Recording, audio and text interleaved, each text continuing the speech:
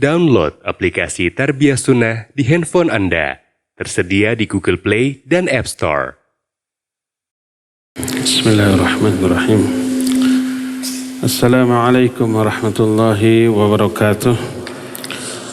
Innal hamdalillah nahmaduhu wa nasta'inuhu wa nastaghfiruh wa na'udzu billahi min shururi anfusina wa sayyiati a'malina. May yahdihillahu fala mudilla lahu wa may yudlil fala hadiya lahu. Wa asyhadu an la ilaha illallah wahdahu la syarika lahu wa asyhadu anna Muhammadan 'abduhu wa rasuluh. Ya ayyuhalladzina amanu taqullaha haqqa tuqatih wa la tamutunna illa wa antum muslimun. Ba'd.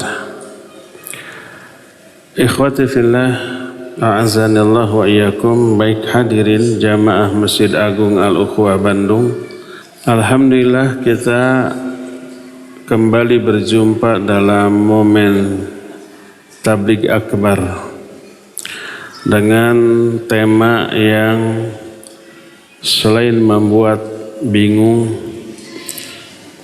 juga terdengar aneh dan juga penasaran. Aneh, bingung, dan penasaran ini tidak hanya muncul di benak para jamaah, tapi juga di benak saya. Ini yang ku mau. Itu judulnya. Apa yang ku mau? Banyak. Sehingga judul ini bisa dibawa ke sana kemari sesuai dengan selera pemateri. Dalam kesempatan ini ada beberapa alternatif materi yang kita bahas dengan judul ini. Apa yang ku mau? Pertama, bisa berbicara tentang kehidupan yang bagaimana yang kita mau. Yang kedua, rumah tangga yang bagaimana yang aku mau. Ketiga, bisa juga pemahaman agama yang bagaimana yang aku mau. Dan yang keempatnya adalah karakter, perilaku, akhlak yang bagaimana yang aku mau. Keempat poin ini mesti terbahas, walaupun mustahil dibahas dalam satu kali pertemuan satu tabligh akbar.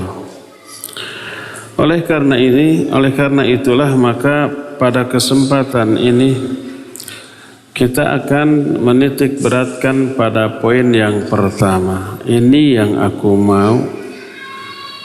Yang dimaksud ini di sini adalah kehidupan yang aku mau.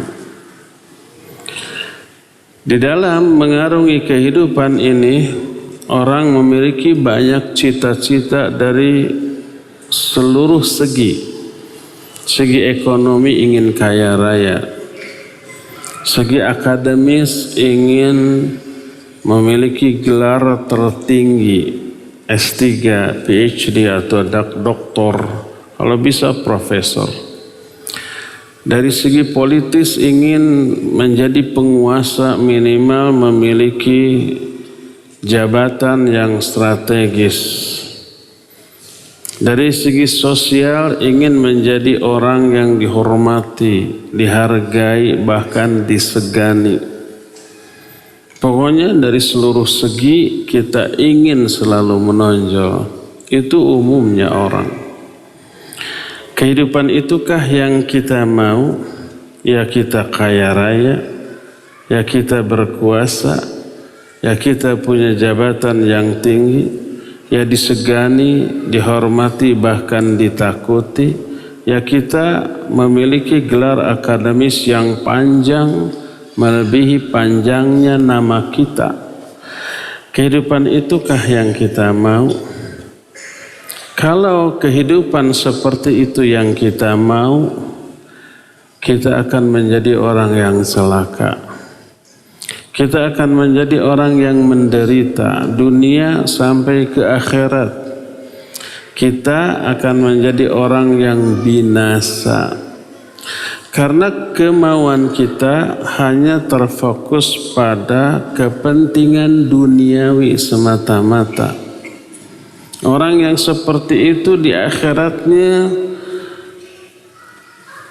akan terkena dengan murka dan azab Allah, sebagaimana sabda Nabi SAW, innal mukthirina humul muqilluna yaumil qiyamah. Orang yang memperbanyak harta kekayaan di dunia, mereka akan sangat sedikit kebaikannya di akhirat, lebih banyak dosanya.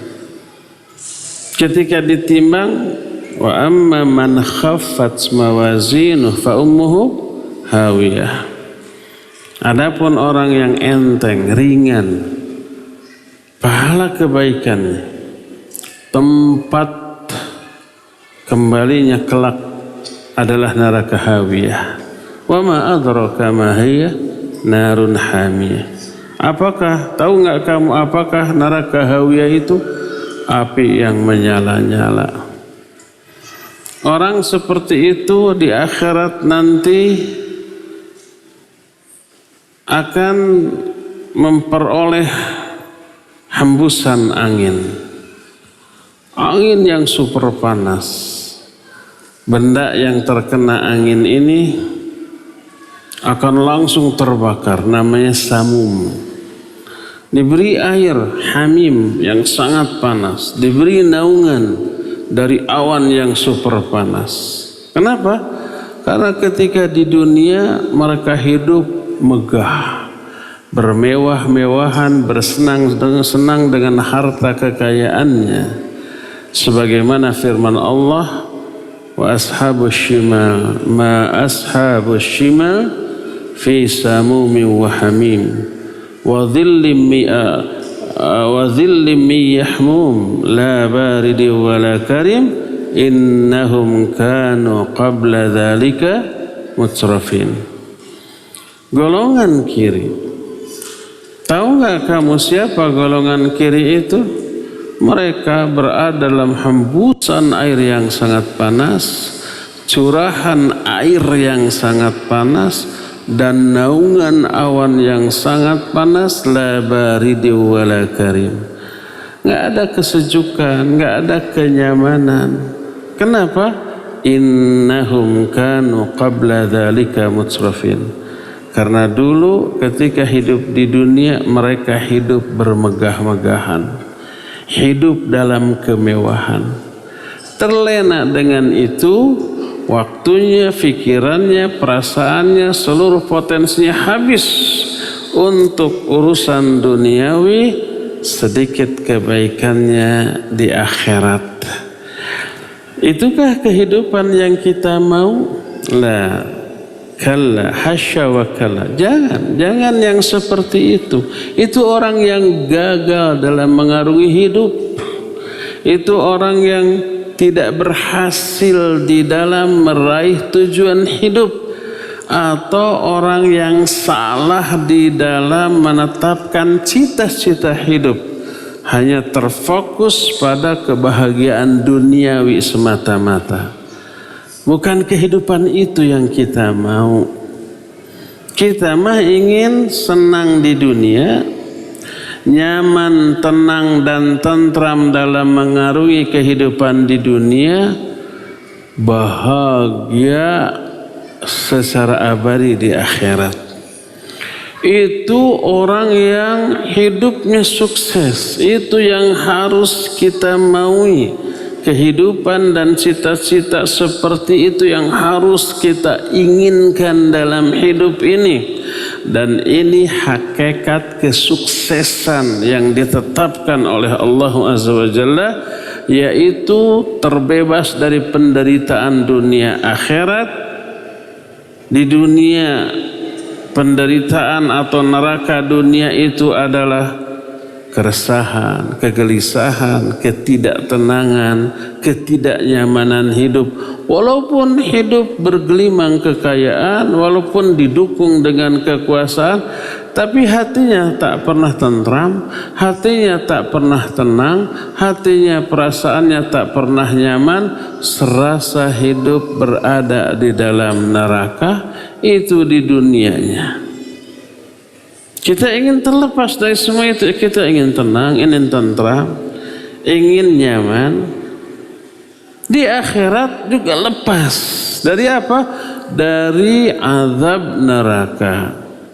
Siapa orang yang terhindar dari kelesahan, kegelisahan, ketidaknyamanan, bahkan memperoleh ketenangan, kenyamanan, kedamaian, di akhirat juga memperoleh kebahagiaan yang sama dengan kadar yang berlipat-lipat karena dimasukkan oleh Allah ke dalam surga, maka itulah keberhasilan hidup yang hakiki. Allah berfirman dalam Al-Quran dalam surah Ali Imran 185, faman zuhziha anin nar wa udkhilal jannah faqad faza. Siapa orang yang dijauhkan dari api neraka dan dimasukkan ke dalam surga, sungguh dia telah berbahagia, sungguh dia telah sukses, telah berhasil dalam hidupnya. Saya pernah kemukakan di dalam beberapa kali majelis pengajian bahwa kita ini sekarang ini seluruhnya menjadi seorang pengembara. Kita berasal dari satu tempat, kampung halaman kita, tempat yang memang kita diciptakan untuk menempati tempat itu, dan kelak kita harus kembali ke sana. Tempat itu adalah surga. Karena memang Allah menciptakan manusia untuk menempati tempat di surga. Karena hikmah Allah, lalu kita diturunkan dari surga ke dunia ini. Kelak kita harus pulang kampung, mudik ke tempat kita berasal, yaitu surga. Allah berfirman kepada nenek moyang kita Adam dan Hawa, uskun anta wa zaujukal jannah. Tetaplah kamu beserta istrimu nih di dalam surga ini yang penuh kebahagiaan. Lalu kenapa Allah turunkan? Untuk banyak hikmah. Salah satunya agar manusia itu mengetahui nilai agung kenikmatan di surga setelah merasakan perbandingan hidup di dunia. Di dunia ini kayak gini hidupnya. Banyak ujian, banyak cobaan, banyak fitnah, banyak ketidaknyamanan, banyak kesedihan, kekecewaan, penderitaan, macam-macam tuh. Kalau sudah banyak mengalami penderitaan dan kelemahan di dunia, lalu kembali ke surga, baru tahu luar biasa nikmat surga. Baru nanti akan ada syukur yang tak henti-hentinya kepada Allah Azza wa Jalla. Itu salah satu hikmahnya. Dan itu hikmah yang diterangkan oleh Imam Ibnu Qayyim rahimahullah dalam kitab Miftahud Daris Sa'adah. Jadi kita berasal dari surga, wajib pulang kampung kembali ke surga. Jangan sampai tersesat. Baik tersesat sementara ke neraka dulu, apalagi wal'iyadzubillah selama-lamanya di neraka, nggak pernah kembali ke kampung halamannya di surga. Jadi orang yang berhasil mengarungi kehidupan ini adalah orang yang ketika pulang kampung nanti kembali ke surga Allah Subhanahu wa ta'ala. Itu baru sukses. Adapun orang yang hanya mengejar kehidupan di dunia ini sehingga tidak bisa pulang kampung kembali ke surga, orang itu orang yang gagal total dalam mengarungi kehidupan ini. Padahal demikian gamblang jelas oleh Allah Azza wa Jalla, tujuan pokok kita ini nanti harus kembali ke surga. Agar kembali ke surga Allah berikan tuntunan, kamu diciptakan diturunkan ke dunia ini untuk ibadah agar bisa kembali ke surga loh. Untuk tunduk, patuh, taat, setia, satuhu kepada aturan Allah, laksanakan perintahnya, jauhi semua larangannya. Ini jalan hidup yang gamblang yang disebut Shiratal Mustaqim, agar nanti kamu bisa pulang kampung ke surga. Kalau enggak, kamu tersesat, masuk ke dalam neraka, baik sementara ataupun sementerus. Gamblang itulah yang disebut dengan Shiratal Mustaqim. Kalau umpamanya kita dari Bandung berkelana ke luar kota, luar pulau, bahkan luar negeri gitu, maka yang kita lakukan, kita harus kembali ke kampung halaman dalam keadaan sukses untuk ukuran dunia, bawa uang yang banyak, dengan membawa nama baik yang harum di kalangan manusia yang pernah kita kunjungi, pernah kita lewati, pernah kita jumpai. Akhirnya pulang di kampung itu menjadi orang yang kaya raya, disegani, dihormati oleh semua orang yang mengenalnya. Itu kan sukses di dunia.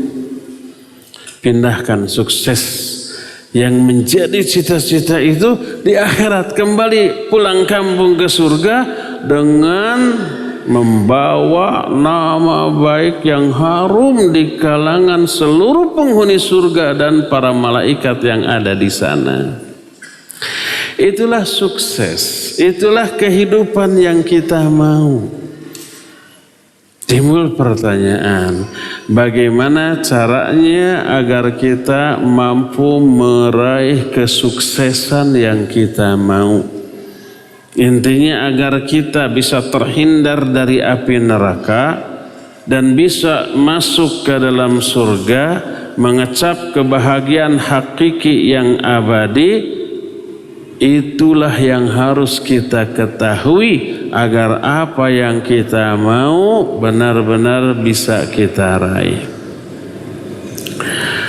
Pertama yang kita akan bahas, kaifa yattaqil insan narallahi azza wa jalla. Bagaimana agar kita bisa selamat dari murka dan azab Allah, neraka Allah, baik di dunia ataupun di akhirat nanti. Di dunia ada neraka loh, sebagaimana di dunia juga ada surga. Di akhirat juga ada neraka, ada juga surga. Siapa orang yang hidup di neraka dunia, dia akan masuk neraka di akhirat.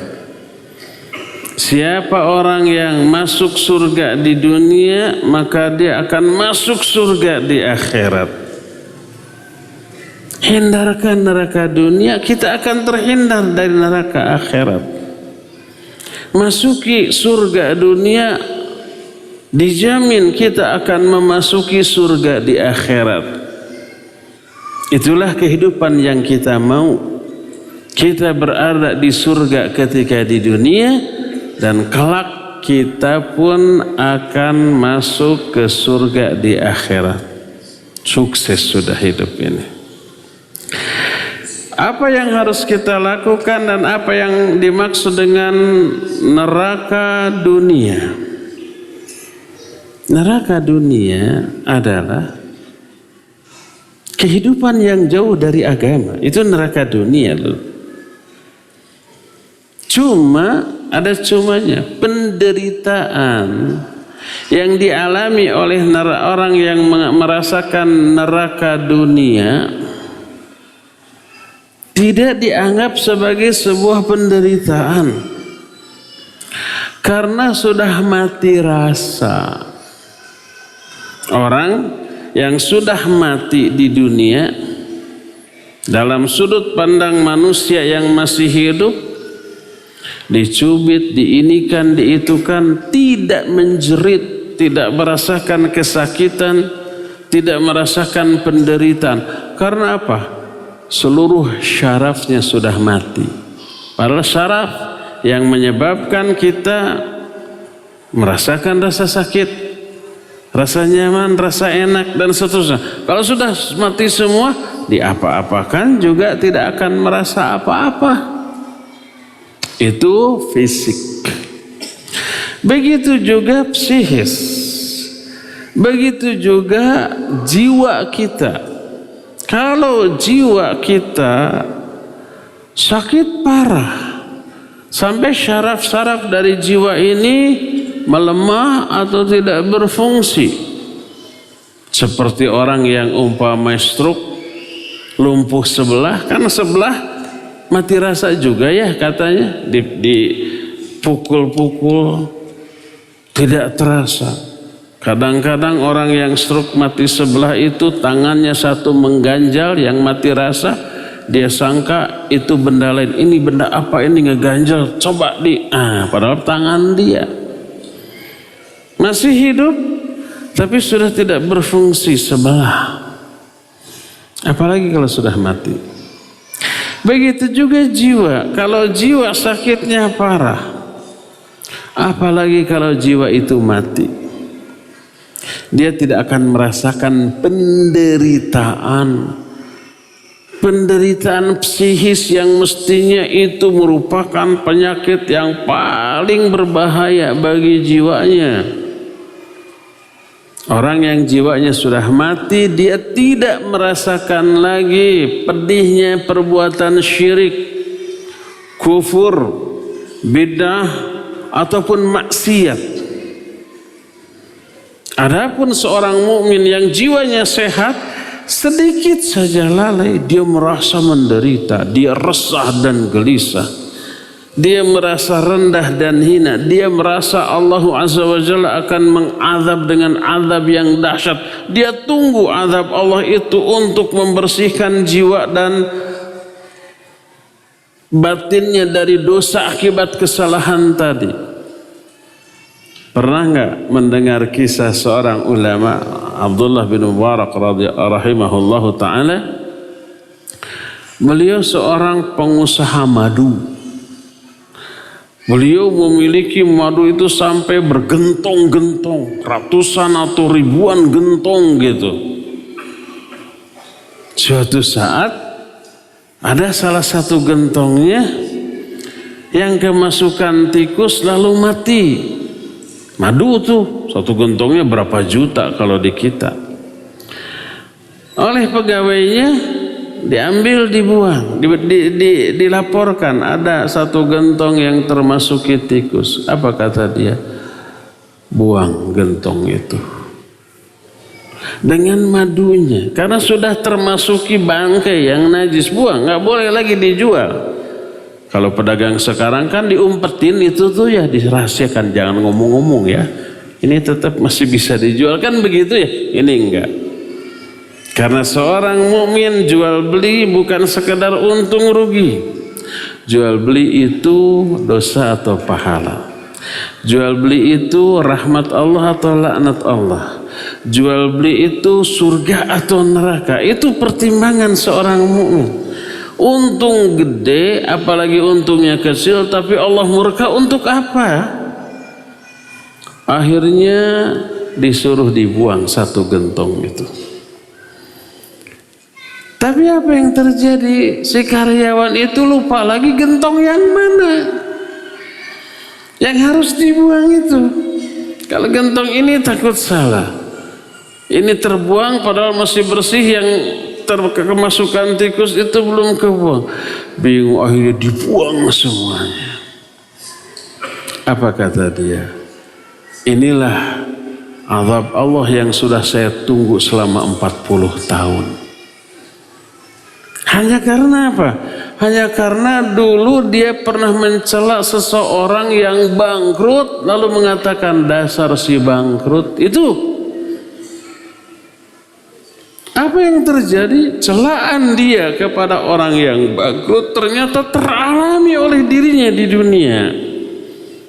Dan ketika mengomentari kisah ini, para ulama menyatakan, pertama, saking jarangnya para ulama melakukan dosa yang disengaja dan disadari, sampai-sampai ketika melakukan satu dosa teringat terus dan ingin itu dihapus di dunia dosanya dan menunggu turunnya azab Allah untuk itu. Dia istighfar sudah, taubat sudah, minta maaf sudah, tapi ingin memperoleh kepastian bahwa dia sudah bersih dari dosa itu. Setelah 40 tahun baru dia mengalami kebangkrutan. Itu salah satu di antara faedahnya. Yang kedua, faedah yang kedua, jangan sekali-kali mencela orang yang terjerumus ke dalam dosa atau ke dalam keburukan apapun termasuk musibah. Nanti kita akan terjerumus ke dalam keburukan yang sama. Maka jangan sampai kita mencela orang yang terjerumus ke dalam dosa karena dosa. Dasar si ahli ghibah, dasar si ahli mabok, dasar itu, jangan. Nanti khawatir kita akan terjerumus ke dalamnya. Termasuk musibah yang teralami oleh orang, musibah dunia. Jangan dicela, jangan direndahkan karena hal tersebut. Jangan dijadikan sebagai bahan candaan yang memojokkan dia. Nanti kita akan terjerumus ke dalamnya. Makanya ketika kita melihat ada orang yang mengalami musibah, Nabi alaihi salatu wasallam mengajarkan doa, alhamdulillahilladzi afani mimma ibtalaka bih. Segala puji bagi Allah yang telah menyelamatkan saya dari musibah yang Allah berikan kepadamu. Siapa orang yang berdoa demikian ketika melihat saudaranya terkena musibah, Allah akan jaga dia dari musibah yang menimpa saudaranya tersebut. Jangan sampai, amit-amit ya, mudah-mudahan kita jangan masuk, jangan mengalami musibah seperti dia. Bukan begitu berdoa, apalagi dicela, tuh puas. Nanti dia akan mengalami hal yang sama, lebih buruk daripada yang dialami oleh orang tersebut. Nah, berdasarkan hal itulah maka para ulama, orang-orang yang soleh ketika melakukan perbuatan salah dan berdosa, dia tersiksa. Tahu nggak hukuman terberat yang Allah berikan kepada seorang mukmin atau akan dosa-dosanya? Bukan sakit, bukan musibah, bukan kebangkrutan dalam hartanya, tapi hukuman terberat yang Allah berikan kepada seorang mukmin atas dosa-dosanya adalah dikeraskan hatinya, dicabut hidayah dari dirinya, diberatkan dan dimalaskan dia dalam melakukan ibadah, dan dihambarkan seluruh usaha taqarrub dia kepada Allah. Salatnya hambar, nggak terasa lagi kenikmatan. Salatnya tidak meraih kekhusyuan. Salat, zikir, doa, bacaan Al-Qurannya tidak menghadirkan ketenangan, kenyamanan pada hati dan jiwanya. Itu hukuman terberat yang Allah berikan kepada seorang mukmin. Hanya orang mukmin yang soleh yang merasakannya. Adapun orang yang ahli maksiat, apalagi orang kafir, jiwanya sakit. Orang yang sakit secara fisik aja yang sakit, nggak merasakan beberapa hal tertentu. Kemarin orang yang terkena COVID-19, yang terkena virus itu apa yang terjadi? Dia nggak bisa mencium, dia nggak bisa merasakan rasa makanan, antara yang asin, yang gurih, yang manis, nggak ada bedanya. Karena menurunnya fungsi syaraf perasa akibat penyakit tersebut. Itu terjadi pada fisik, itu juga bisa terjadi pada jiwa. Orang yang hatinya, jiwanya sakit karena dosa-dosa, maksiat yang dia lakukan, menurun tuh fungsi kepekaannya dalam merasakan penderitaan diniyah atau syar'iyah. Maka ketika dia umpamanya tidak khusyuk dalam sholat, cuek biasa. Ketika malas membaca Al-Quran dan ketika membacanya juga tidak berbekas kepada jiwa, tidak dianggap sebagai sebuah penderitaan. Karena sudah hilang indera atau syaraf pengecap batinnya yang mestinya itu yang peka. Adapun orang mukmin yang soleh, begitu dia melakukan sebuah dosa langsung takut. Jangankan melakukan dosa, melakukan ibadah saja takut. Takut apa? Takut ibadah itu ditolak. Takut ibadah itu tidak memenuhi syarat. Takut ibadah itu tidak diterima oleh Allah Azza wa Jalla. Apa akibatnya? Di ibadah berikutnya dia tingkatkan kualitas dan kuantitas dari ibadahnya. Ini yang Allah jelaskan dalam Al-Quran, walladzina yu'tuna ma atau wa qulubuhum wajilah. Mereka orang-orang yang sudah melakukan amal-amal yang mereka lakukan, tapi hati-hati mereka merasa takut kepada Allah. Setelah beramal takut. Padahal amal yang dilakukannya amal baik, amal ibadah, amal soleh, tapi takut tidak diterima, takut ditolak. Bayangkan kalau yang dilakukannya dosa dan maksiat, lebih takut lagi. Tahu nggak Ali Zainal Abidin, putra Ali Husain bin Ali, setelah beliau berwudu wajahnya memerah, pucat, badannya gemetar setiap wudu. Ditanya, kenapa setiap kali engkau berwudu kondisimu seperti ini? Pucat, kemudian gemetar, seperti dilanda ketakutan yang luar biasa. Apa jawabannya? Tahukah engkau kepada siapa saya akan menghadap setelah ini? Kepada Allah Azza wa Jalla, Raja di Raja, penguasa semesta alam. Siapa yang tidak gugup? Siapa yang tidak takut? Berdasarkan hati itulah kepekaan seorang yang soleh terhadap dosa-dosa dan maksiat yang dilakukannya, menghasilkan penderitaan ketika melakukan dosa.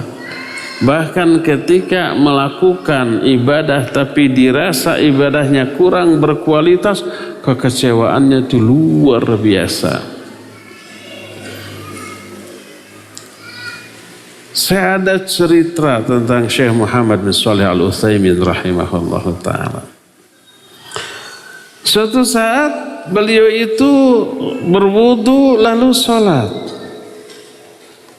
Saya dengar ini dari muridnya.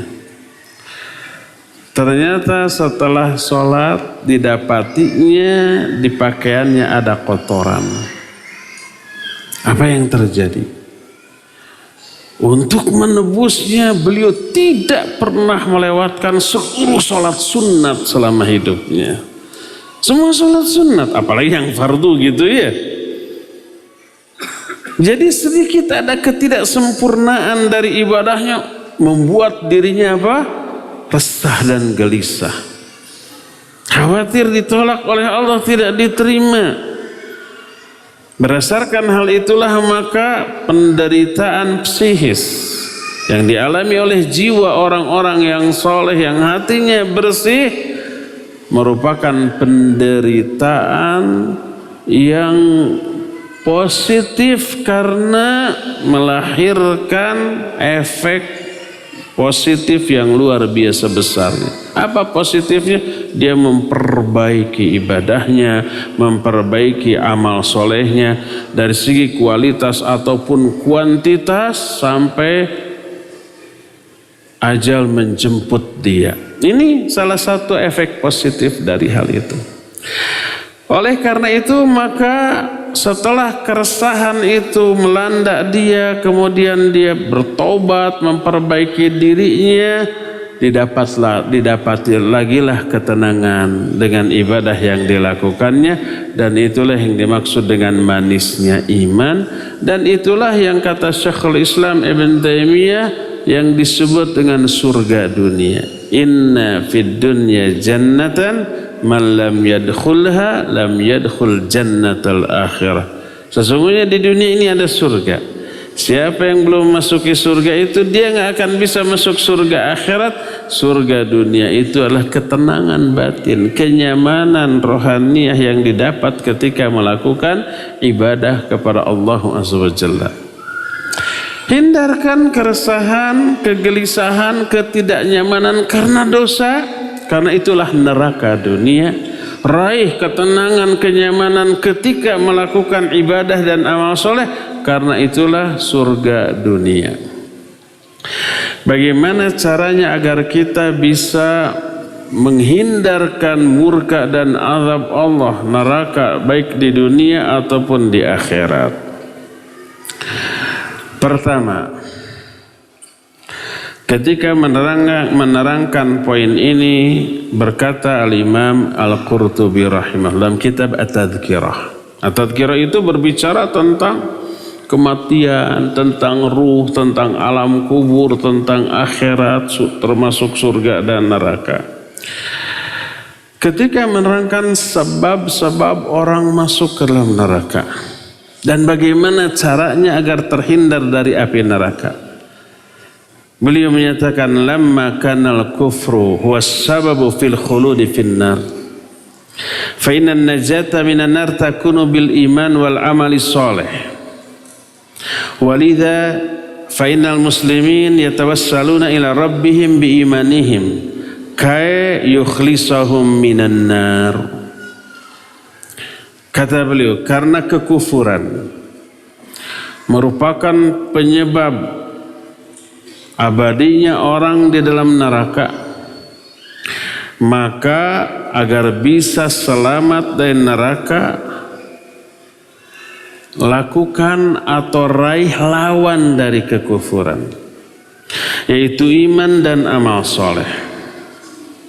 Agar mampu selamat dari api neraka, pupuk keimanan, permantap tauhid, perkokoh akidah, lalu tingkatkan kualitas dan kuantitas amal soleh. Oleh karena itu Allah dalam Al-Quran menerangkan bahwa orang yang beriman adalah orang yang bertawasul kepada Allah melalui imannya agar bisa selamat dari api neraka.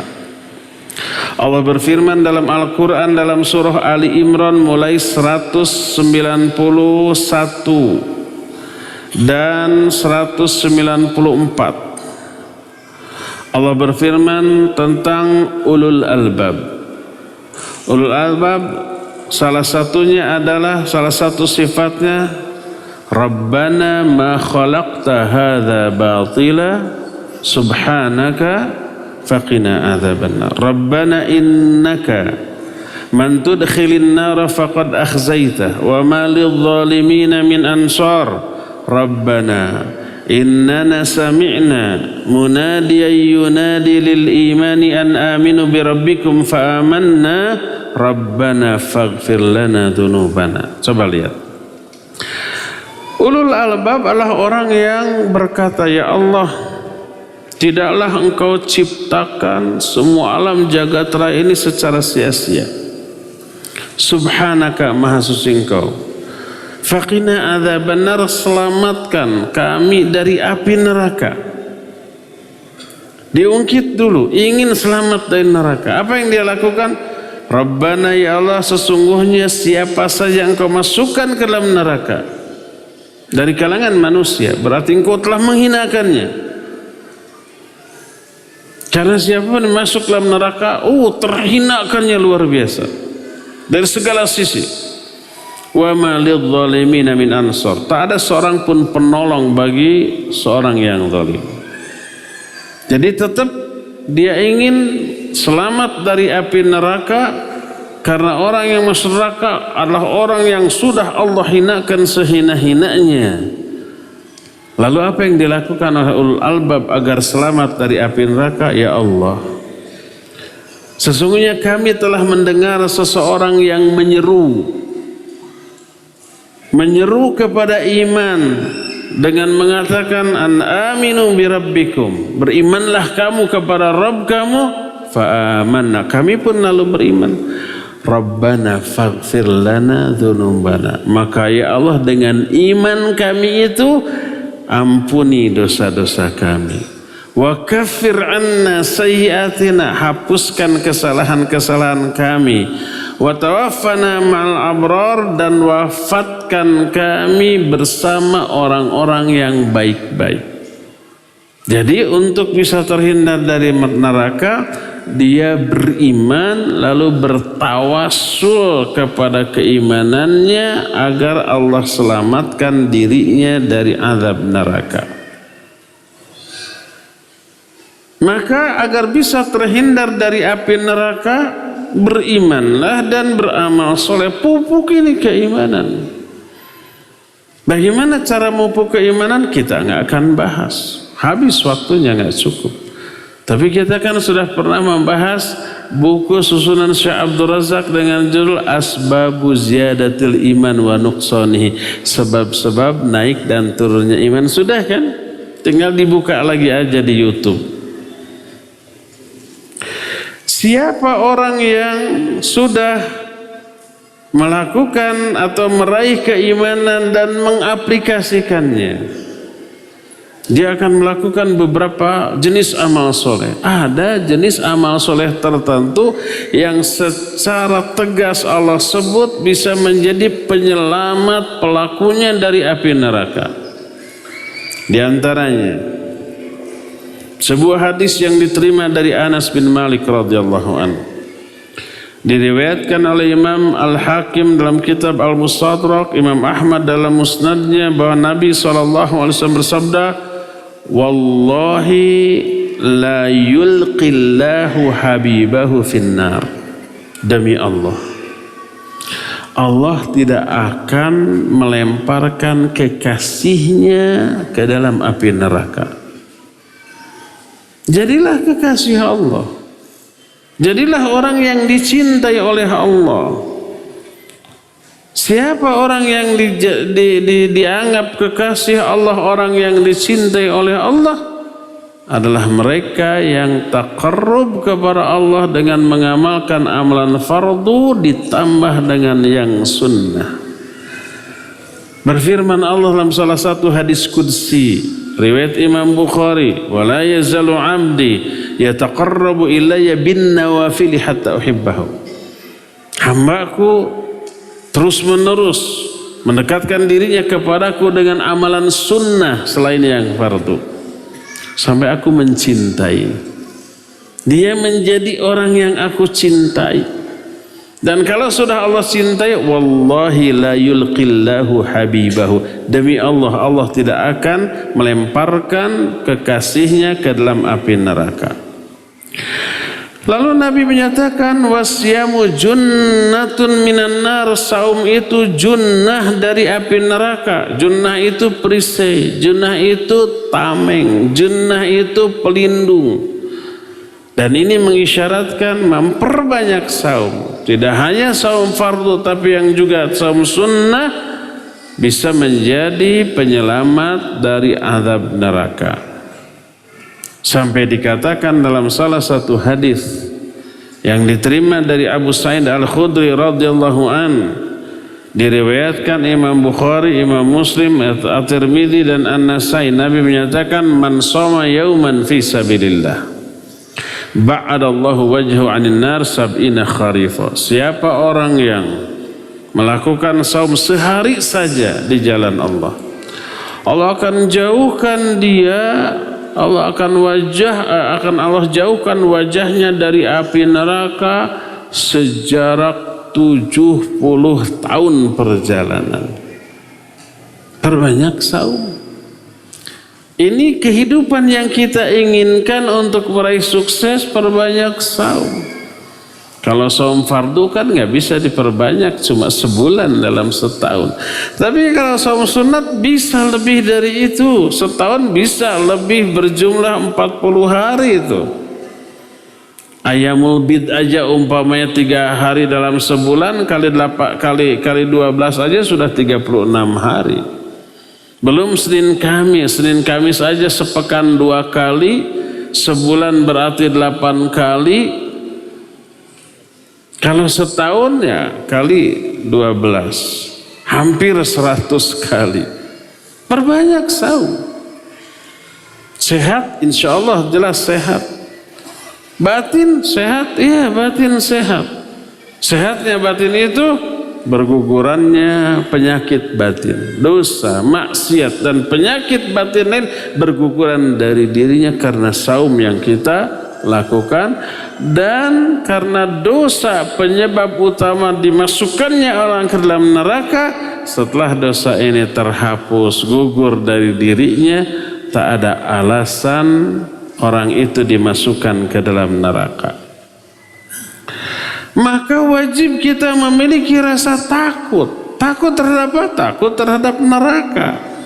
Dan penyebabnya yaitu dosa dan maksiat. Siapa orang yang memiliki rasa takut, takutnya ini pengerem dari dosa dan maksiat, Allah selamatkan dia dari api neraka dan Allah masukkan dia ke dalam surga. Ayat dan hadis banyak.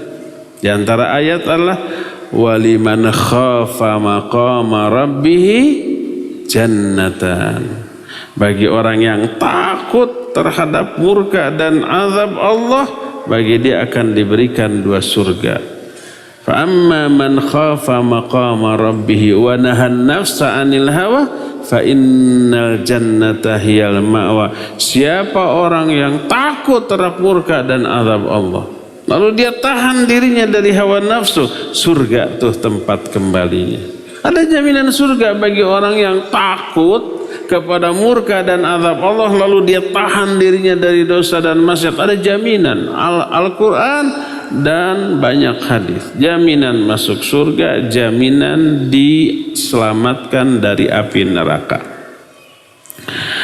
Dalam salah satu hadis yang diterima dari Abu Hurairah radhiyallahu anhu, riwayat Imam At-Tirmidzi dan An-Nasa'i, berkata Rasul sallallahu alaihi wasallam, la yalijun nar man baka min khasyatillah hatta ya'uda al-laban ila ad-dara wa la yajtami'u ala 'abdin gubbarun fi sabilillah wa dukhanu jahannam.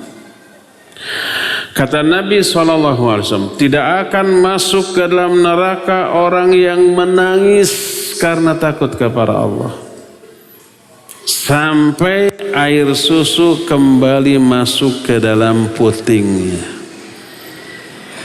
Air susu yang sudah keluar dari puting bisa nggak dimasukkan lagi? Nggak bisa. Mustahil? Ya mustahil. Semustahil itu seorang yang nangis kepada Allah karena takut kepada Allah masuk ke dalam neraka. Semustahil tadi. Mustahil.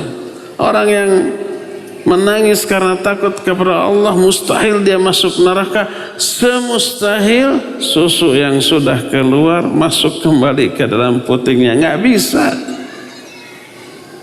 Dan ini mengisyaratkan salah satu di antara penyebab orang bisa selamat dari api neraka, menangis.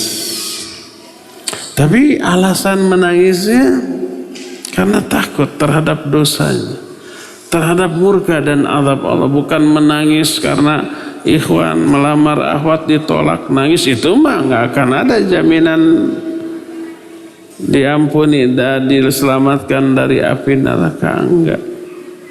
Tapi karena takut kepada Allah. Dan tidak akan terkumpul pada diri seorang hamba 2 hal. Pertama, gubbarun fi sabilillah. Kedua, wadukhanu jahannam. 2 ini nggak akan teralami dua-duanya langsung, enggak. Pasti salah satu tuh. Apa dua hal yang tidak akan terkumpul, teralami langsung dua-duanya oleh seorang hamba. Pertama, gubarun fi sabilillah, debu-debu akibat jihad fi sabilillah. Yang namanya jihad, perang, kalau zaman baheula kan pakai pedang tombak gitu ya, di padang pasir kebayang, pasti mulek ngebul itu apa debu-debu, kena rambutnya, kena wajah, kena badannya, sehingga para mujahid, orang-orang berperang itu dekil dan kucel, penuh debu. Orang yang pernah merasakan berdebunya seluruh tubuhnya karena jihad di jalan Allah, dia tidak akan terkena dukhon jahannam. Dukhon itu bahasa di dunia rokok. Dukhon itu asap. Asap jahanam tidak akan mengenai dia. Kalau asapnya saja tidak akan mengenai, apalagi apinya. Mana yang lebih jauh jangkauannya, api atau asap? Asap. Asapnya bisa kiloan meter. Di sini kita bikin api unggun, asapnya bisa 5 kilo mungkin bisa sampai. Tapi kalau apinya hanya sekitar itu. Orang yang pernah berdebu seluruh tubuhnya karena jihad di jalan Allah, orang ini tak akan terkena asap neraka jahanam. Apalagi apinya. Ini menunjukkan orang yang pernah berjihad di jalan Allah Azza wa Jalla itu adalah orang yang dipastikan akan selamat dari api neraka. Di antara hal yang bisa menyelamatkan kita dari api neraka, ingat, jangan lupa minta perlindungan kepada Allah dengan berdoa. Allahumma inni a'udzubika min azabi jahannam. Sebagaimana firman Allah dalam Al-Quran dalam surah Al-Furqan ayat 65. Ibadur Rahman itu berdoa kepada Allah. Kata Allah, walladzina yaquluna rabbana asrif anna adzab jahannam inna adzabaha kana gharama innaha sa'at mustaqarra wa muqama. Berkata Ibadur Rahman, kata Allah, sifat Ibadur Rahman lah orang-orang yang berdoa, ya Allah palingkan kami dari azab neraka jahannam. Karena sungguhnya azab jahannam itu sesuatu yang hina. Sesungguhnya jahanam seburuk-buruk tempat tinggal dan tempat menetap. Ada jaminan dari Rasul sallallahu alaihi wasallam, siapa orang yang berlindung kepada Allah dari api neraka, neraka pun ikut berdoa untuk orang tersebut. Siapa yang meminta surga kepada Allah 3 kali, surga pun ikut berdoa kepada Allah untuk orang itu. Mintalah minimal 3 kali. Allahumma ajirna minan nar, Allahumma ajirna minan nar, Allahumma ajirna minan nar. 3 kali. Atau Allahumma inni a'udzubika min azabi jahannam, Allahumma inni a'udzubika min azabi jahannam. Minimal 3 kali. Allahumma ij'alni bi rahmatika min ahli jannah, Allahumma ij'alni bi rahmatika min ahli jannah, Allahumma ij'alni bi rahmatika min ahli jannah. Minimal 3 kali. Siapa yang berdoa minimal 3 kali, surga dan neraka pun mendoakan dia. Sebagaimana terungkap dalam banyak hadis. Di antaranya sebuah hadis yang terdapat dalam Musnad Imam Ahmad, juga Sunan Ibnu Majah, Sahih Ibnu Hibban, Kitab Al-Mustadrak, Susunan Al-Hakim dengan sanad yang sahih. Diterima dari Anas radhiyallahu an, berkata Rasul sallallahu alaihi wasallam,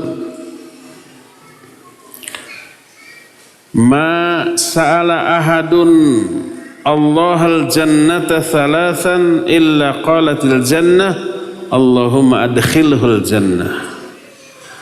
Walastajara rajulun muslimun Allah minan nari thalathan illa qalatin nar Allahumma ajirhu minni.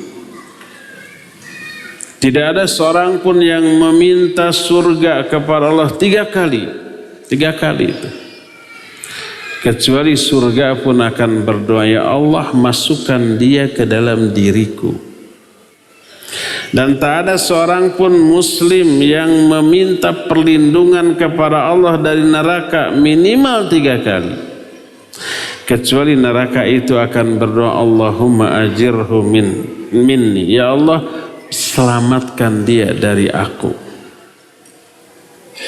Sering-seringlah berdoa minta surga, sering-seringlah berdoa minta diselamatkan dan dijauhkan dari api neraka. Ini yang akan menyelamatkan kita dari api neraka. Jadi yang pertama adalah beriman dan beramal soleh. Yang kedua memperbanyak melakukan saum-saum sunnah di samping saum yang fardu. Yang ketiganya pupuk rasa takut kepada Allah terhadap murka dan azabnya. Yang keempatnya kalau bisa berjihadlah di jalan Allah.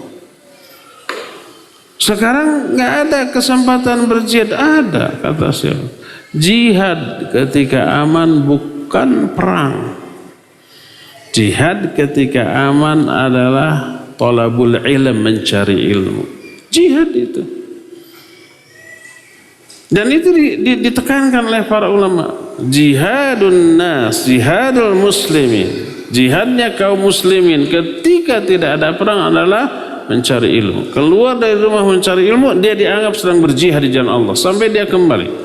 Man kharaja min baitihi yaltamisu fihi ilman fahuwa fi sabilillah hatta yarji'a. Siapa orang yang keluar dari rumah sekedar untuk mencari ilmu, dia sedang berada di jalan Allah sampai dia kembali. Terus yang poin berikutnya, berlindung kepada Allah dari api neraka. Poin terakhir yang kita ingin bahas, dari amal-amalan yang bisa menyelamatkan kita dari api neraka. Bukan poin terakhir ngajinya masih panjang loh. Hanas atoh. Perbanyak menghadiri majlis-majlis ilmu. Ini selain mengampuni dosa kita, bisa menjadi penyebab Allah melindungi kita dari api neraka, bisa menjadi penyebab Allah memasukkan kita ke dalam surga. Sebagaimana hadis sahih riwayat Bukhari dan Muslim dari Abu Hurairah radhiyallahu an, Nabi sallallahu alaihi wasallam menyatakan inna lillahi malaikah sayyarah. Allah memiliki malaikat yang suka jalan-jalan, bukan jalan-jalan, terbang-terbang. Yabtaguna majalisul ilm. Mereka mencari majlis-majlis ilmu. Oh, ternyata ada di Masjid Al-Ukhuwah tuh. Mereka datang. Mereka bertumpuk satu sama lain di atas sayap yang lainnya terus sampai ke langit dunia. Ini saking banyaknya malaikat yang hadir dalam satu majlis ini. Setelah beres bubar, mereka pun bubar naik ke atas melaporkan kepada Allah. Lalu yas'aluhumullahu wa huwa a'lamu bihim. Allah bertanya kepada mereka. Padahal Allah lebih tahu dari mereka.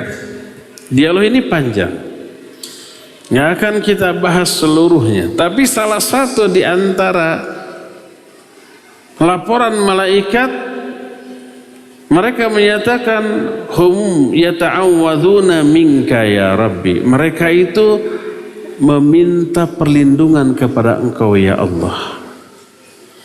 Allah bertanya, famimma yata'awwadzun? Dari apa mereka minta perlindungan kepadaku? Dijawab minan nar, dari api neraka. Fahal ra'auha, apakah mereka itu sudah pernah melihat neraka? Dijawab, la wallahi ya Rabbi ma ra'auha. Belum. Demi Allah ya Allah, mereka belum pernah melihat nerakamu. Kita baru mendengar berita tentang dahsyatnya azab neraka. Melihat belum. Kata Allah, fa kaifa law ra'auha, bagaimana kalau mereka itu sudah melihatnya? Dijawab, law ra'auha kanu asyadda minhum firara wa asyaddu makhafatan. Kalau sudah melihat pasti mereka akan lebih takut dan lebih menghindari lagi. Makanya walaupun belum melihat, takut ada, menghindar ada. Salah satu bukti takut dan menghindarnya, mereka minta perlindungan kepada Allah. Apa kata Allah? Fa ashhidhum anni qad ghafartu lahum. Maka saksikan oleh kalian, aku mengampuni dosa-dosa mereka. Aku akan berikan kepada mereka apa yang mereka minta. Aku akan lindungi mereka dari apa-apa yang mereka meminta perlindungan kepadaku dari hal itu. Dalam hadis ini ada 3 yang diminta oleh orang yang hadir dalam majelis ilmu. Pertama, ampunan. Yang keduanya, surga. Ketiganya, perlindungan dari api neraka. Ini yang diminta oleh orang-orang yang hadir dalam majelis ilmu. Bagaimana kalau selama hadir kita tidak mintakan? Jamaah semuanya diamnya. Yang dilakukan jamaah kan mendengar, yang ngomong hanya saya seorang. Jamaah tidak berdoa selama ngaji, ya Allah, selamatkan saya dari neraka, masukkan saya ke dalam surga. Kan nggak ada gitu ya. Kalau disunahkan begitu, atau ribut semuanya. Percuma saya ngomong. Tapi kehadiran mereka mengandung permintaan atau doa terhadap 3 hal tadi. Minta ampunan, minta surga, minta perlindungan dari api neraka. Ini yang disebut dengan doa ibadah. Itu dengan kata lain meminta dengan lisanul hal. Lisanul hal, lisan itu ada 2, lisanul maqal dan lisanul hal. Lisanul maqal ngomong secara lisan. Lisanul hal ngomong mengungkapkan tapi dengan gestur tubuh, dengan bahasa tubuh. Kalau orang sholat atau saum lah, saum itu berisi permintaan kepada Allah. Walaupun tidak doa apa-apa, tapi dengan saumnya dia minta kepada Allah. Minta apa? Mintanya bagaimana? Mintanya dengan bahasa tubuh dalam bentuk saum. Apa yang diminta? Meminta seluruh yang Allah janjikan untuk orang yang saum. Minta ampunannya, minta pahalanya, minta dihapus dosanya, minta rahmatnya, minta kasih sayangnya, minta jaminan dari api neraka. Itu tuh dengan saum. Dan Allah akan berikan. Kita yang hadir di sini, selama hadir, kehadiran kita berisi doa. Doa minimal 3 hal tadi. Minta ampunan, minta surga, minta perlindungan dari api neraka. Selain yang lain-lainnya, ada rahmat, ada sakinah, ada pahala, ada keridhaan dan kecintaan Allah. Diterangkan dalam beberapa ayat dan hadis lain. Itu yang Allah janjikan. Hadirnya kita semua ke sini meminta seluruh yang Allah janjikan bagi orang-orang yang mencari ilmu, walaupun mulutnya tertutup.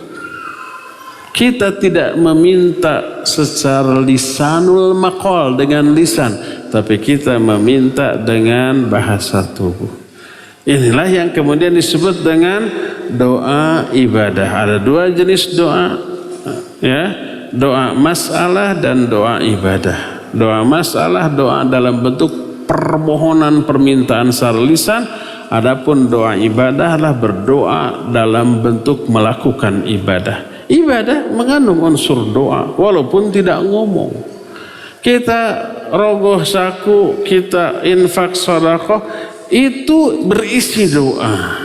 Apa doa permintaannya? Minimal minta pahala dari itu, minimal minta digugurkan dosa dari itu, minimalnya meminta kasih sayang Allah, ridho Allah, dan seterusnya yang Allah janjikan bagi orang yang infak. Nah, salah satu di antara penyelamat kita dari api neraka adalah hadir dalam majlis-majlis kajian seperti ini. Maka Allah Azza wa Jalla menyatakan, aku ampuni mereka, aku berikan kepada mereka apa yang mereka minta, yaitu surga, dan aku lindungi mereka dari api neraka sebagaimana mereka berlindung kepadaku dari api neraka. Ini beberapa poin yang bisa menyelamatkan kita dari api neraka, dan itulah kehidupan yang kita maui. Agar terhindar dari api neraka, isi kehidupan dengan iman dan amal soleh. Pupuk rasa takut kita kepada Allah, perbanyak ibadah, saum, dan yang lain-lainnya, ya. Termasuk yang tadi dijelaskan juga, yaitu apa? Banyak berdoa kepada Allah, banyak hadir di dalam majlis ilmu. Insya Allah dengan semua itu terhindar kita dari api neraka. Sekarang apa yang menjadi penyebab kita masuk ke dalam surga? Yang kita mau selain terhindar dari api neraka adalah Allah masukkan kita ke dalam surga. Apa yang harus kita lakukan agar Allah memasukkan kita ke dalam surga? Pertama, selaras dengan yang tadi. Pupuk iman dan amal soleh. Orang yang beriman dan beramal soleh Allah janjikan surga dalam banyak ayat. Di antaranya Al-Quran surah Al-Baqarah 25, Allah menyatakan, وَبَشِّرِ الَّذِينَ آمَنُوا وَعَمِلُوا الصَّالِحَاتِ أَنَّ لَهُمْ جَنَّاتٍ تَجْرِي مِنْ تَحْتِهَا الْأَنْهَارِ. Berikan kabar gembira kepada orang yang beriman dan beramal soleh bahwa bagi mereka akan ada surga yang banyak mengalir sungai-sungai di bawahnya. Juga diterangkan dalam Al-Quran surah An-Nisa 56. Walladzina amanu wa amilu sholihat sanudkhiluhum jannatin tajri min tahtihal anhar khalidina fiha abada. Dan orang-orang yang beriman dan beramal soleh, kami akan masukkan mereka ke dalam surga yang banyak mengalir sungai-sungai di bawahnya, mereka kekal selama-lamanya di dalamnya. Dan banyak lagi ayat dan hadis yang lainnya. Ini yang pertama. Kedua, istiqamahlah di atas iman dan amal soleh. Orang yang istiqamah adalah orang yang Allah janjikan masuk ke dalam surga. Orang iman beramal soleh tapi tidak istiqamah terancam mati dalam keadaan su'ul khatimah wal'iyadzubillah. Adapun yang istiqamah di atas keimanan, Allah janjikan surga.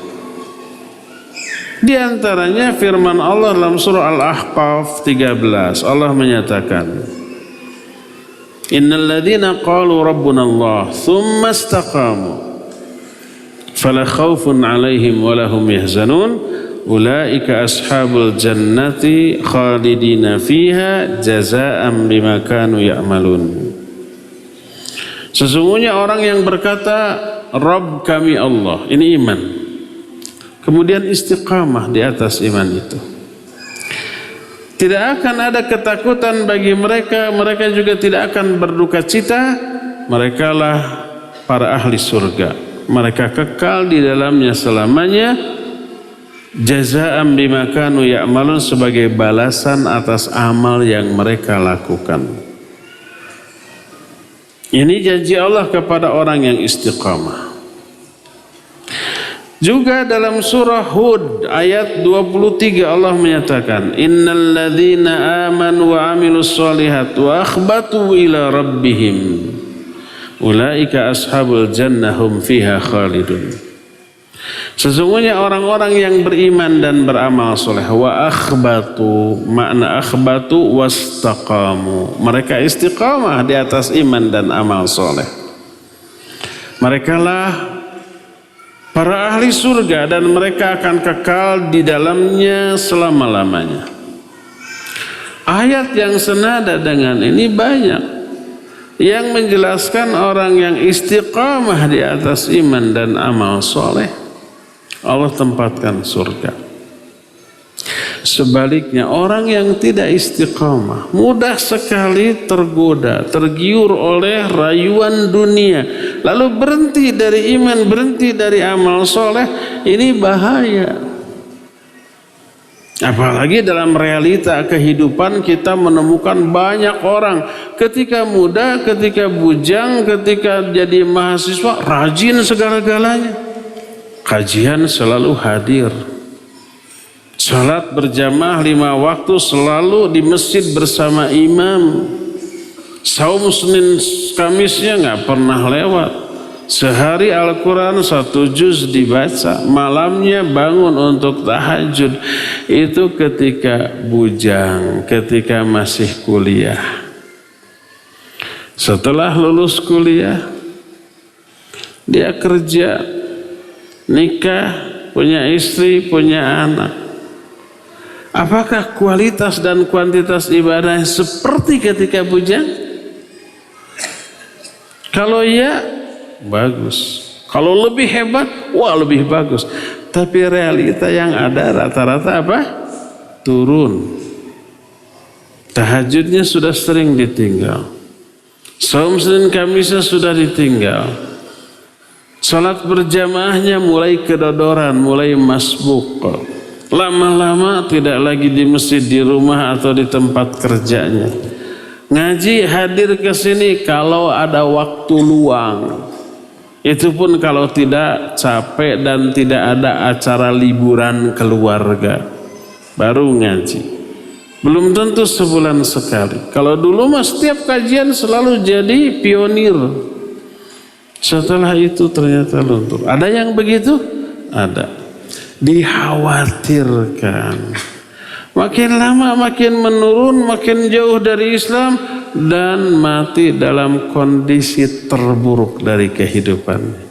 Ayat Quran dan hadis sahih banyak menjelaskan betapa banyaknya orang yang tanya rajin ibadah, rajin amal soleh, lama-lama luntur sampai saat matinya dalam bermaksiat, bahkan dalam keadaan kufur dan musyrik wal'iyadzubillah. Ingatnya kepada ayat Allah yang terdapat dalam surah Al-Hasyr, kamathali syaitan idh qala lil insani kfur falamma kafara qala inni akhafullaha rabbal alamin fakana aqibatahuma annahuma fin nari khalidaini fiha wa dhalika jazaa'udz zalimin. Lihat surah Al-Hasyr ayat ke 16, 17 atau 15 atau sekitar belasan gitu. Kalau nggak ketemu, cari dari awal sampai akhir, pasti ketemu. Atau seperti setan, ketika setan itu berkata kepada orang, kufur kamu.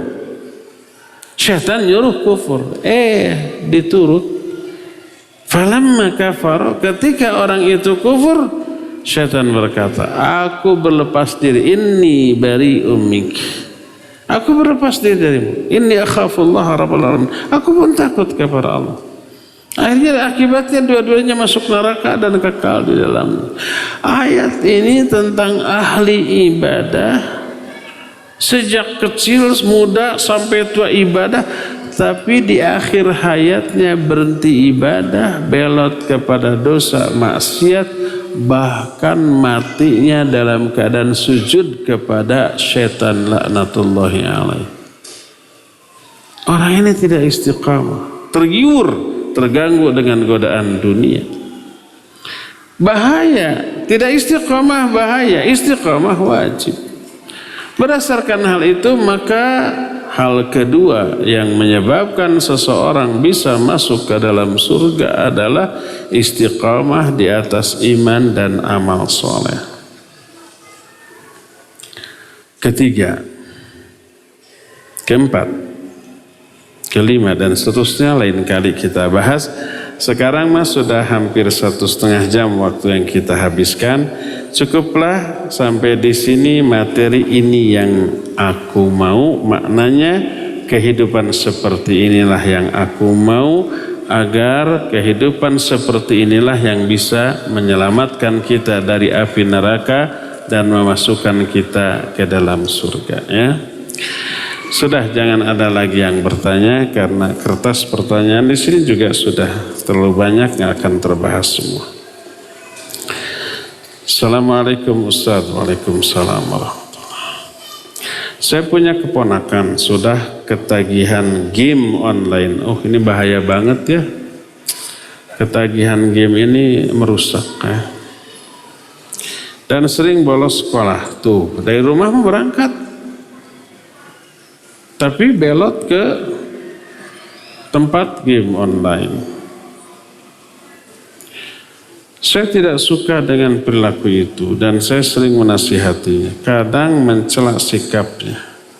Pertanyaan, apakah sikap saya itu akan membuat anak saya seperti itu? Bahwa menasihati, melarang dia bagus, harus. Coba hindarkan celaan, ya, hindarkan celaan.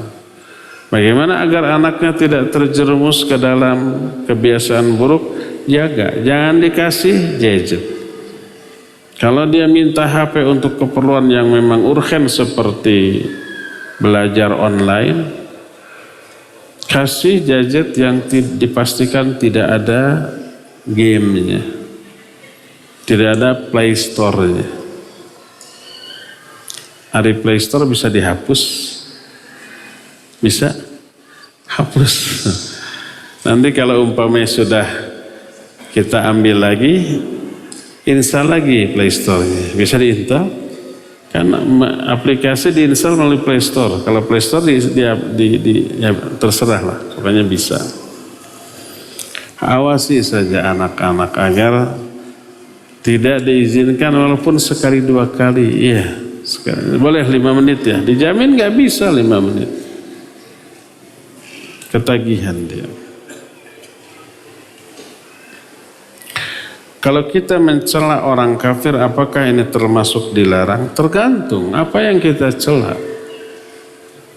Kalau yang kita cela itu adalah kekeliruan yang manusiawi lalu kita cela, nggak boleh dicela. Boleh nggak kalau kita cela karena dia kafir? Tidak boleh. Karena apa? Madaratnya lebih besar. Nanti dia bisa balik mencela agama kita. Apalagi kita cela sembahannya, nanti dia mencela sembahan kita, Allah Azza wa Jalla. Maka tidak boleh.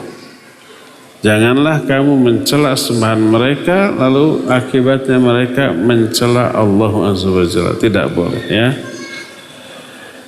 Bagaimana sikap terbaik untuk orang mukmin jika melihat kemaksiatan saudaranya atau bahkan ada yang sampai murtad? Nasihati, pertama itu.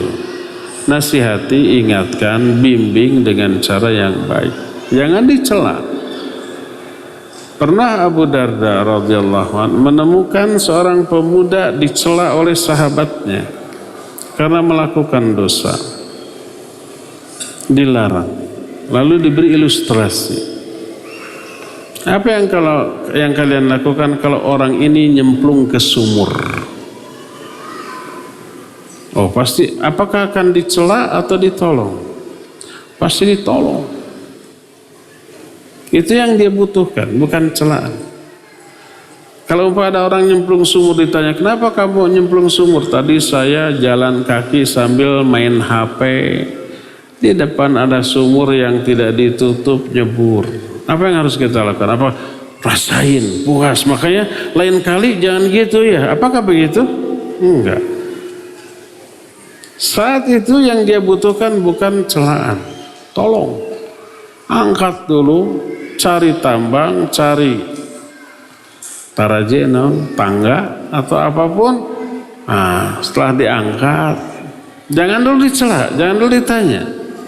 Tenangkan dulu, mungkin dia shock, stres, tenangkan dulu, kasih air hangat. Setelah reda, baru ditanya, kenapa sampai nyemplung? Saya tadi main HP. Baru dinasihati, lain kali jangan. Iya, saya juga kapok. Baru masuk. Tapi kalau ketika di dalam sumur, kenapa kau nyemplung? Main HP. Makanya lain kali ya, jangan gitu-gitu lagi. Atau kabur-kabulusan. Jadi selamatkan dulu, setelah reda baru dinasihati. Jangan dicela.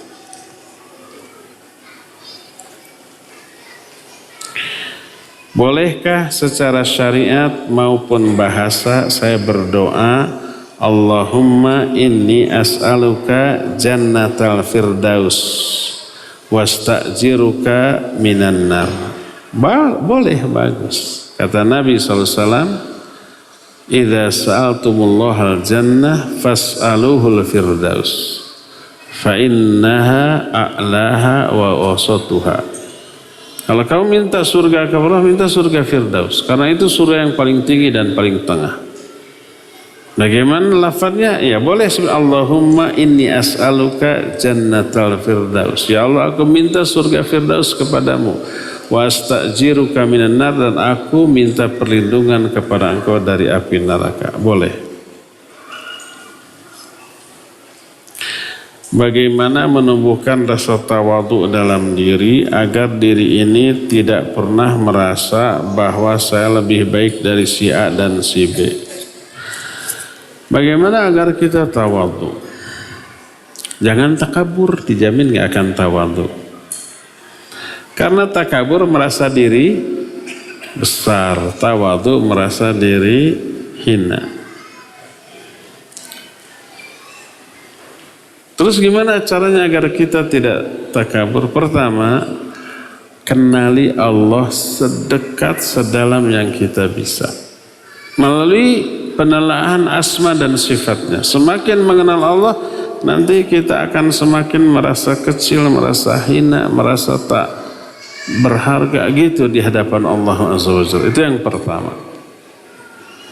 Kedua, coba pelajari buruknya takabur dan mulianya tawadhu, agar kita termotivasi untuk tawadhu. Oh, tawadhu tuh keutamaannya begini-gini, termotivasi.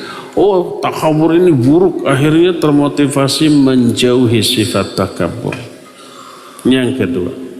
Ketiga, jangan lupa berdoa kepada Allah agar Allah menganugerahkan kepada kita sifat tawadhu, sifat ikhlas, sifat yang mulia lainnya, dan berlindung kepada Allah dari sifat takabur. Yang ketiga. Keempat, gaul dengan orang-orang yang tawadhu, orang-orang soleh, ahli ibadah, ahli ilmu, agar kita terbawa kepada kesolehan mereka, ketawaduan mereka, dan hindari pergaulan dengan orang-orang yang takabur, ria, pamer, ujub, sum'ah kayak gitu. Hindarkan, jangan gaul sama mereka ya. Itu diantara beberapa cara untuk bisa tawadhu. Jika hati sudah terlanjur menjadi keras dan nikmat ibadah sudah hambar, bagaimana cara agar nikmat ibadah kita bisa kembali ke dalam qalbu? Pertama, introspeksi. Mungkin ada dosa yang rutin kita lakukan, lalu berhenti dari dosa itu, lalu tobat, istighfar, tobat, berhenti dari dosa, menyesal, bertekad tidak mengulang kembali, dan seterusnya. Ini yang pertama ya, bertobat dari dosa. Kedua, paksakan diri untuk beramal soleh, apapun bentuk amal soleh, terutama sholat. Perbanyak sholat sunnah. perbanyak saum sunnat, perbanyak infak dan sedekah.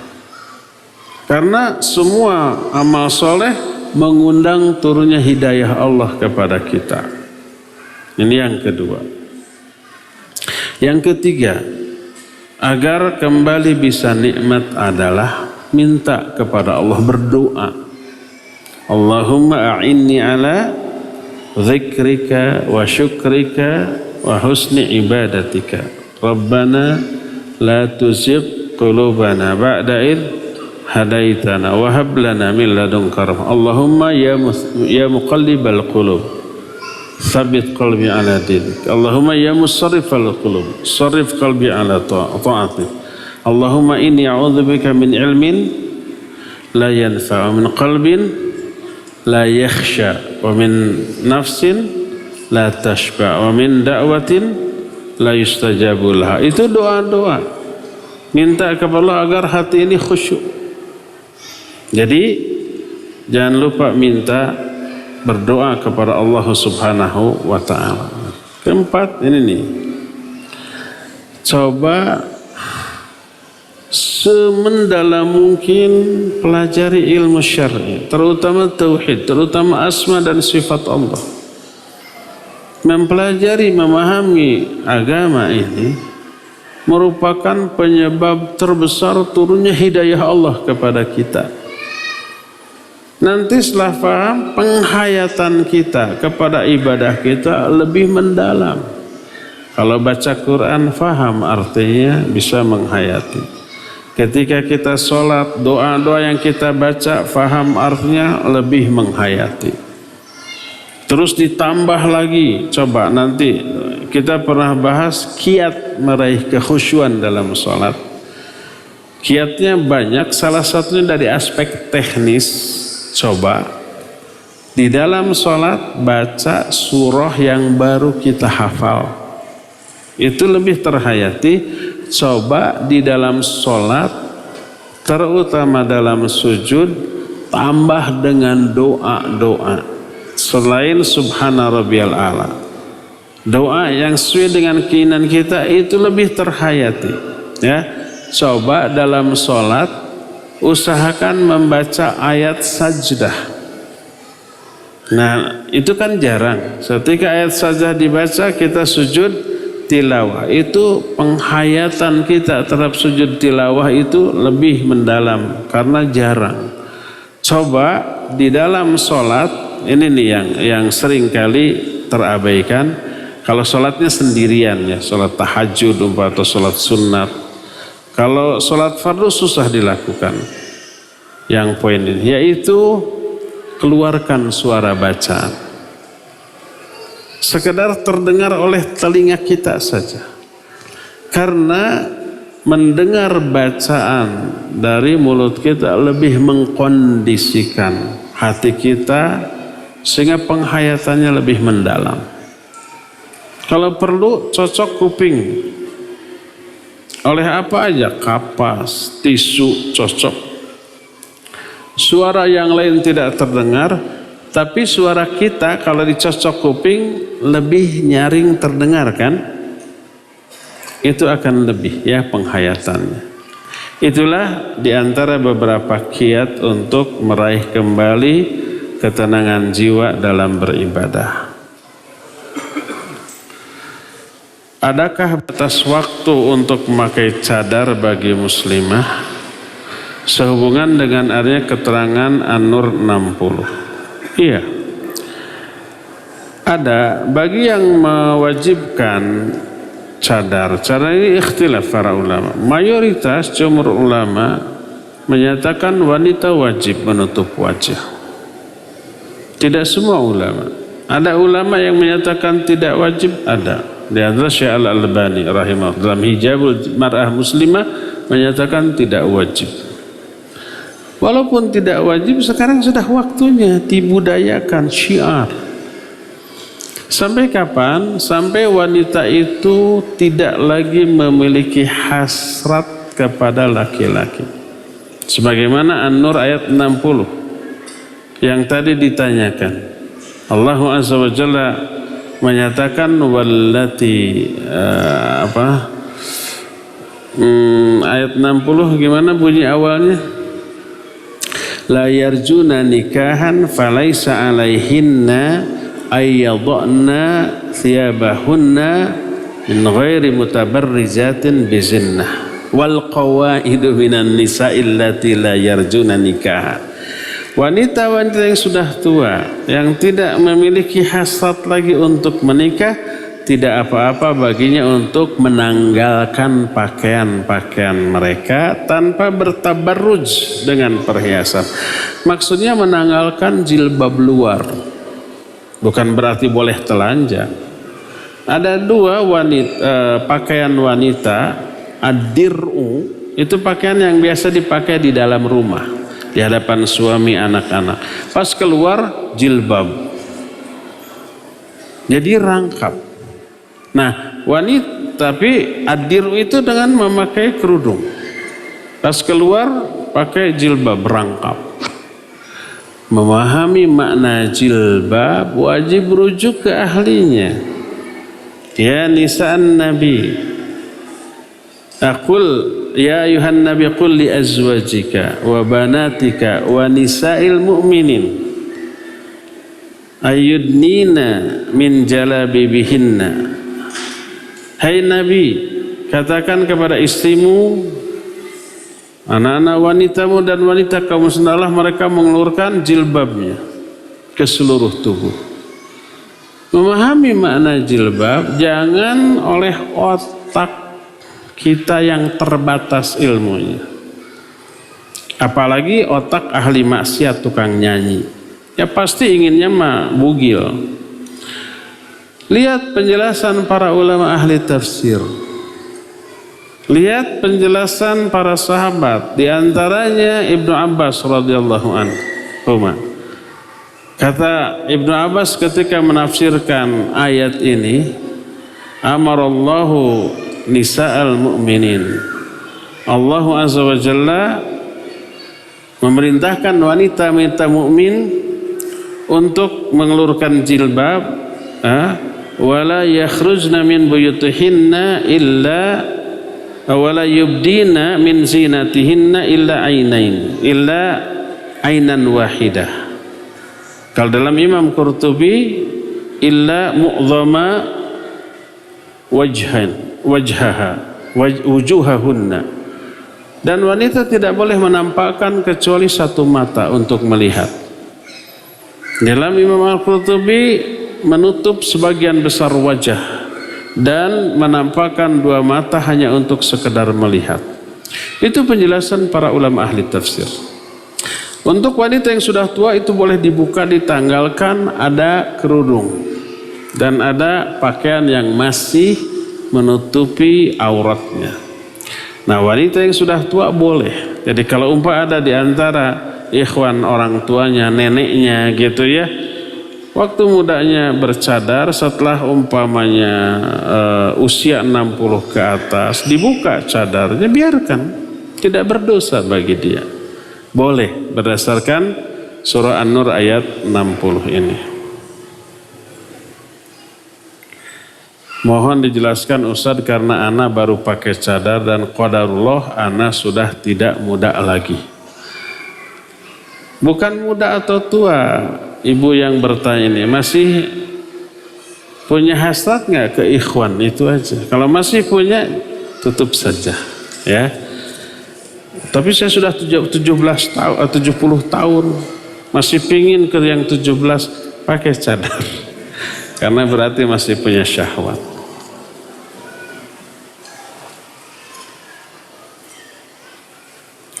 Mohon nasihat untuk saya dalam mendidik anak. Saya seringkali mudah marah kepada anak, terutama kalau anak diminta untuk sholat, atau contohnya bantu-bantu orang tua, tapi tidak nurut. Ini turunan. Semoga Allah melimpahkan. Iya. Pertama, al-jaza' min jinsil amal. Balasan sesuai dengan perbuatan. Mungkin dulu yang bertanya gitu ke orang tuanya tuh. Waktu kecil diperintah sholat susah, disuruh bantu cuek, malah kabur bermain. Mungkin begitu sekarang dibalas.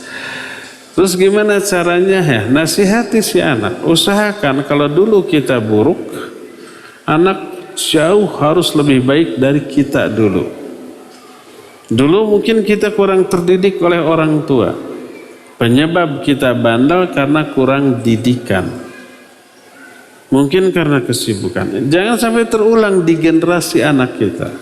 Kasih perhatian, kasih pendidikan, kasih contoh. Bagaimana caranya? Nanti sore jam 4 insya Allah lewat Zoom ya. Ada 10 kiat sukses dalam mendidik anak. Coba ikuti nanti lewat Zoom. Disiarkan juga insya Allah di radio dan streaming mungkin. Nanti akan kita bahas di sana ya. Wallahu a'lam. Terakhir ya. Punten tidak kejawab semua. Bagaimana sikap kita yang tepat memperlakukan perempuan yang menjual dirinya? Tergantung dijual untuk apa. Kalau dijual sebagai pembantu, tolong beli saya gaji gitu ya. Nggak apa-apa. Tapi maksud jual diri di sini untuk perzinahan gitu. Memperlakukan perempuan yang menjual diri, sedangkan kita tidak boleh mencela. Apakah tidak boleh kita membencinya? Sayangi dia, kasihati dia. Jangan dicela. Mencelanya hanya membuat dia sakit hati, bukan sadar. Mencelanya hanya membuat dia benci ke kita dan balik mencela kita. Lalu apa yang harus kita lakukan? Nasihati. Bimbing dengan cara sebaik mungkin, disadarkan, didoakan kebaikan, jangan dicela, dikhawatirkan celaan itu menimbulkan madarat. Salah satu madaratnya dia benci kita dan balik mencela kita. Yang lebih parah, mencela syariat Islam yang ada pada diri kita. Kita dijilbab, dia jual diri gitu. Kita cela, dia nanti mencela jilbabnya, bukan kita. Apa itu jilbab? Apa itu cadar kayak ninja aja? Akhirnya dia mencela syariatnya, bukan mencela diri kitanya. Dan itu lebih berbahaya, ya. Mencela agama bisa kufur, berzina hanya maksiat. Ya, oleh karena itu jangan cela dia yang menyebabkan dia lebih terjerumus dalam dosa yang besar atau balik mencela pribadi kita. Jadi nasihati, bimbing, doakan kebaikan. Ya, cukup ya sampai di sini saja. Semoga Allah kelak mempertemukan kita kembali di tabligh akbar yang lainnya. Subhanakallahum bihamdik, asyhadu an la ilaha illa anta, astaghfiruka wa atubu ilaik. Walhamdulillahirabbil alamin. Wassalamualaikum warahmatullahi wabarakatuh.